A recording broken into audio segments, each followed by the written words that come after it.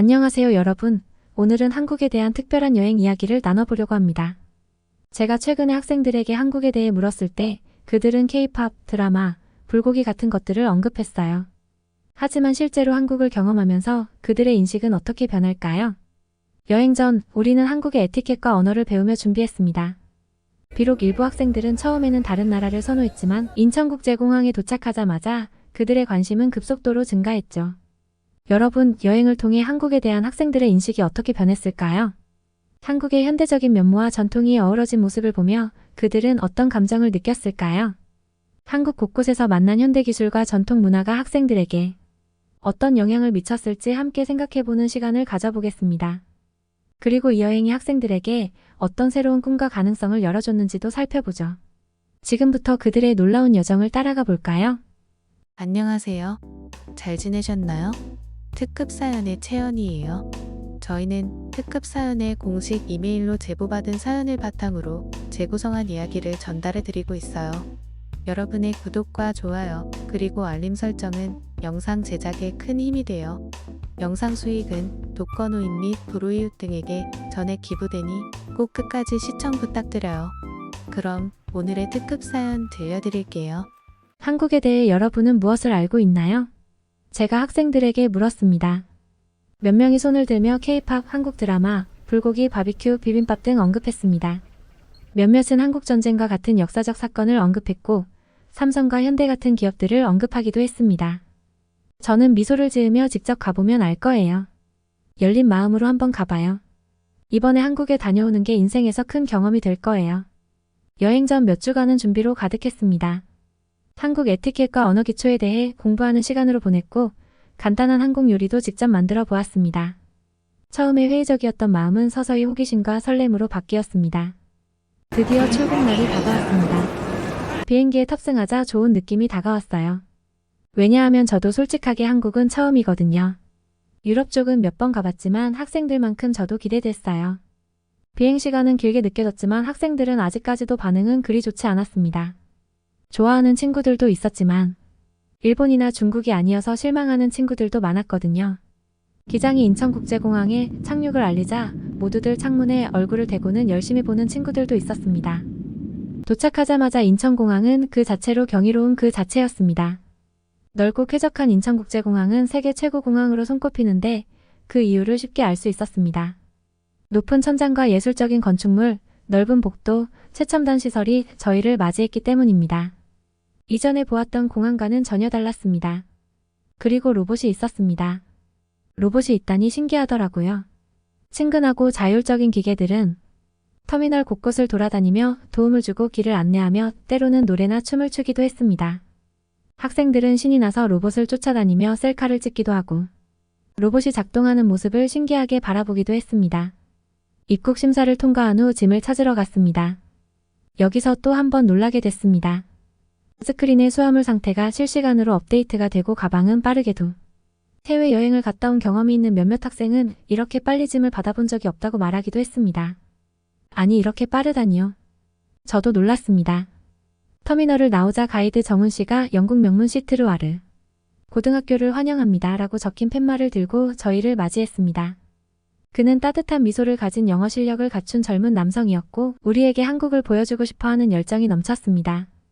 버스에 올라타자 그는 자기소개와 함께 인천에 대한 몇 가지 재미있는 사실을 알려주었습니다. 인천이 미래에 대비한 국제도시를 만들기 위해 대규모 도시개발 프로젝트를 진행하고 있다는 사실을 이야기해 주시더라고요. 저도 한국에 대해 잘 알고 있다고 생각했는데 여기서 정훈 씨에게 배우게 됐습니다. 호텔로 가는 길에 학생들은 창문에 얼굴을 대고 도시 풍경과 고층 빌딩의 사이에 있는 녹지 공간을 보며 신기해하더라고요. 거리는 깨끗하고 교통도 질서정연했어요. 어디를 둘러보아도 흠잡을 데가 없었어요. 계속 가다 보니 네온사인과 번화거리, 전통과 현대가 어우러진 스카이라인을 자랑하는 서울은 우리를 맞이하고 있었어요. 아침 조식도 최고였고요. 첫 번째 목적지는 상징적인 남산 서울타워였습니다. 케이블카를 타고 올라간 풍경은 숨이 멎을 정도로 아름다웠습니다. 현대식 건축물과 푸른 공원이 어우러진 도시 전체가 아래로 펼쳐져 있었어. 학생들은 사랑의 자물쇠에 행운을 걸며 나중에 서울에 다시 오겠다고 다짐하는 친구들도 있었어. 그 다음으로는 홍대로 갔습니다. 가는 곳마다 최신 K-팝 상품부터 합리적이고 좋은 한국 화장품까지 모든 것을 판매하는 노점이 있었어요.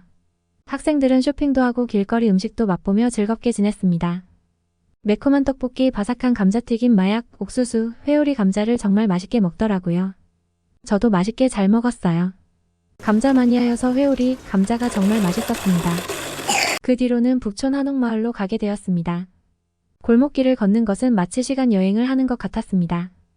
우아한 곡선 지붕과 소박한 매력을 지닌 한국의 한옥은 앞서 보았던 현대식 건물과 극명한 대조를 이뤘습니다.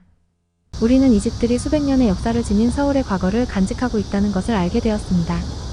일부 학생들은 한국의 전통 의상인 예쁜 한복을 입기도 했어요. 알록달록한 한복도 있었고 현대의 해석을 해서 일상생활에 입고 다닐 수 있는 멋진 한복도 많았었어요. 파티 때 입으면 좋을 것 같다는 생각도 들더라고요. 하지만 하이라이트는 청계천이었습니다. 한때 방치된 수로였던 이곳은 이제 도시재생의 랜드마크가 되었어요. 정훈씨는 청계천을 따라 거니며 청계천이 오염된 하수구에서 고요한 도심 속 휴식처로 변모한 역사를 설명해 주었습니다. 개천에는 화려한 조명이 켜지고 예술가들이 개천변에서 공연을 펼쳤습니다. 도시의 번잡함에서 벗어나 조용히 휴식을 취할 수 있는 평화로운 곳이었습니다. 밤이 되자 저희는 인근 대학교를 중심으로 젊은 에너지로 유명한 홍대에 다시 도착했습니다. 거리 공연자들은 노래와 춤, 마술 등 다양한 재능으로 우리를 매료시켰습니다. 현지 식당에서 삼겹살 구이와 김치찌개를 맛있게 먹으며 저녁 식사를 했습니다.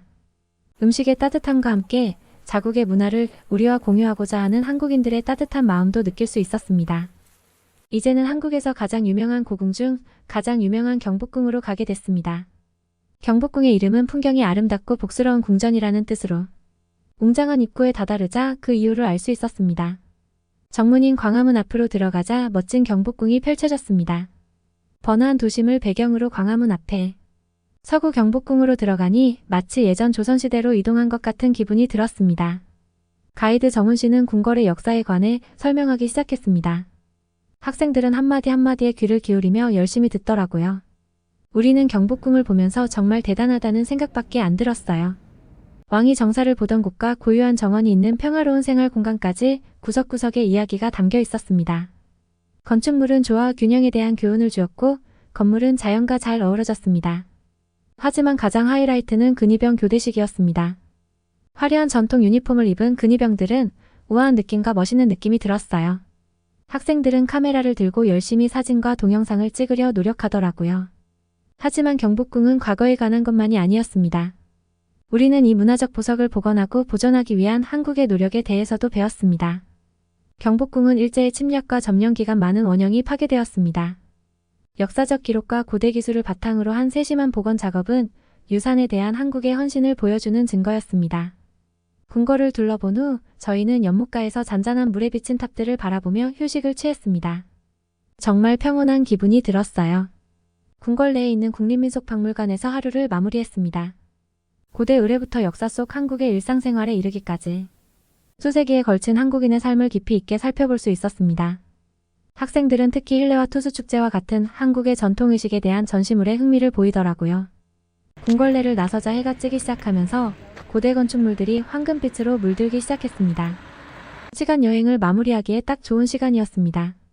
경복궁에서도 우리는 안국역 골목에서 한국의 전통 아름다움이 어우러진 한국의 영혼을 엿볼 수 있었습니다. 그 다음 날은 한국에서 열정적인 성수로 가게 되었습니다. 이 지역은 고급 부티크, 트렌디한 카페, 그리고 최고의 K-팝 스타들을 배출한 우뚝 솟은 연예기획사가 어우러진 곳이었죠. 정훈 씨는 연예기획사 중 한 곳을 방문하는 깜짝 이벤트를 준비했습니다. 그곳은 SM 사옥이었습니다. 학생들이 너무 설레했었습니다. 시설을 둘러보며 K-팝의 세계를 엿볼 수 있는 비하인드 스토리를 들을 수 있었습니다. 최첨단 녹음 스튜디오부터 벽면이 거울로 되어 있는 댄스 연습실까지 놀라움을 금치 못했습니다.